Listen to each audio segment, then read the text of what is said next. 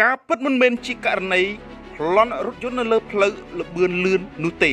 តែវាជាករណីបើយោងតាមសេចក្តីបំភ្លឺព័ត៌មានក្រុមការងារព័ត៌មាននិងប្រតិកម្មរហ័សនៃស្នងការនគរបាលខេត្តកណ្ដាលសូមជម្រាបជូនសាធារណជននិងបណ្ដាញសារព័ត៌មាន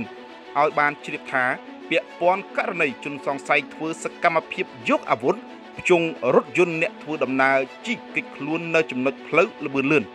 ចំពោះករណីខាងលើនេះជាករណីឆក់ដោយមានមុខសញ្ញាចំនួន2នាក់ជិះម៉ូតូចំនួន2គ្រឿងធ្វើសកម្មភាពឆក់ទៅលើជនរងគ្រោះកំពុងជិះម៉ូតូនៅចំណុចផ្លូវជាតិលេខ4ភ្លាមនោះកម្លាំងសមត្ថកិច្ចបានធ្វើការឃាត់ខ្លួនជនសង្ស័យបាន1នាក់និងជនសង្ស័យ1នាក់ទៀតរត់គេចខ្លួនក្នុងពេលកិច្ចប្រតិបត្តិការដែលកម្លាំងសមត្ថកិច្ចដេញតាមជនសង្ស័យរត់គេចខ្លួននេះជនសង្ស័យបានផ្ទុះអាវុធទៅលើកម្លាំងសមត្ថកិច្ចហើយកម្លាំងសមត្ថកិច្ចបានស្ទាក់និងបានដេញមុខសញ្ញានេះរត់ត្រឡប់ទៅផ្លូវជាតិលេខ51វិញពេលនោះកម្លាំងសមត្ថកិច្ចបានឃាត់ខ្លួនជនសង្ស័យចំនួន1នាក់ចំណែក1នាក់ទៀតរត់គេចខ្លួនទៅផ្លូវលបឿនលឿននិងបានភ្ជង់រថយន្តជនរងគ្រោះក្នុងរូបភាពនោះជាគេចខ្លួនសូមបញ្ជាក់ថាករណីនេះមិនមែនជាករណីប្លន់នៅផ្លូវលបឿនលឿននោះទេជាករណីឆក់ជនរងគ្រោះជិះម៉ូតូដែលរត់គេចខ្លួនមកពីផ្លូវជាតិលេខ4បច្ចុប្បន្នកម្លាំងជំនាញពាក់ព័ន្ធកំពុងតាមស្វែងរកជនសង្ស័យ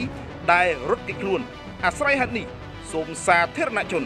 និងបណ្ដាញសារព័ត៌មានជ្រាបតាមការគូ